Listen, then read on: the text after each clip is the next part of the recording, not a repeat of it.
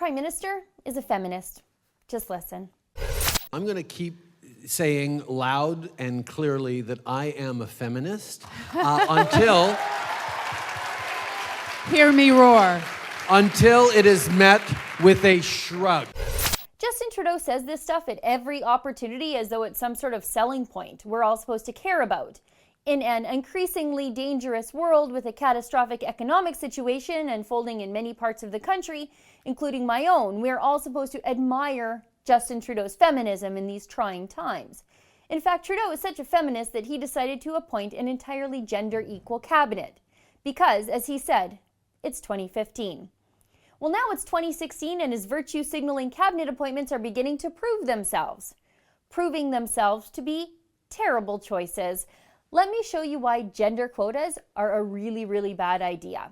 Let's look at the first recipient of the Justin Trudeau Gender Parity Lottery in Cabinet, Marion Monsef. She's the Minister of Democratic Institutions. She's a 30-year-old MP, first-timer, with no government experience to speak of. None whatsoever. Worse still, she's now tasked with fundamentally changing Canadian democracy. And she thinks Twitter analytics are all the proof she needs. Here. Yesterday, the first day that we brought forward the conversation on electoral reform, the hashtag electoral reform on Twitter alone garnered nearly 12 million impressions in one day. Monsef once even tried to say one of her colleagues, Justice Minister Jody Raybould-Wilson, should not be subject to criticism because Raybould-Wilson has the double whammy social justice shield of being both female and Aboriginal. Watch this. This motion is a vicious and unfounded attack on an Indigenous leader, a woman who has and continues to serve her nation honorably. Now, I can't even believe this stuff is real sometimes. We have government ministers who think Twitter is the new referenda, and any criticism of women for any behavior whatsoever is just sexism. This is an unholy stew of millennial social media culture and gender politics. And now this person, Monsef, is tasked with changing how Canadians choose government. What could possibly go wrong?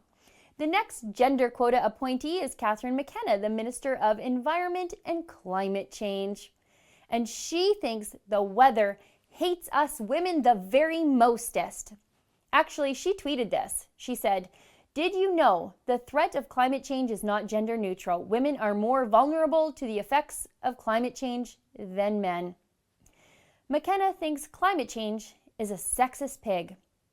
I think we have reached peak feminism nonsense when it collides with environmental quackery.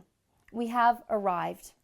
But I can't really blame McKenna, can I? When you're hired by a feminist like Trudeau for purely feminist reasons, I suppose it's okay for you to see everything in the world through a tainted lens of gender.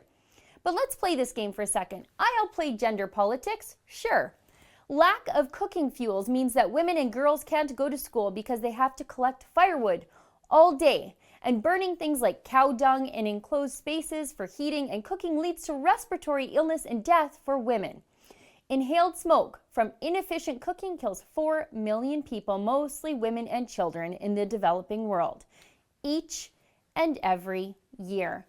If the environment minister was a true feminist, like she claims to be, she'd be pushing for increased access to clean burning fossil fuels for women in the developing world, rather than denying developing countries access to fossil fuels. Instead, she's calling floods and hurricanes sexist. That's not the hallmark of a serious person, I'd say.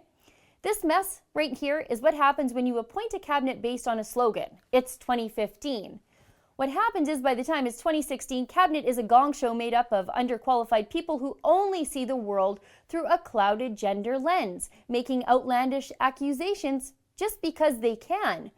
We are seeing the idea of gender parity biting back at Trudeau with ineptitude. And we will see more manifestations of this as time goes on, no doubt.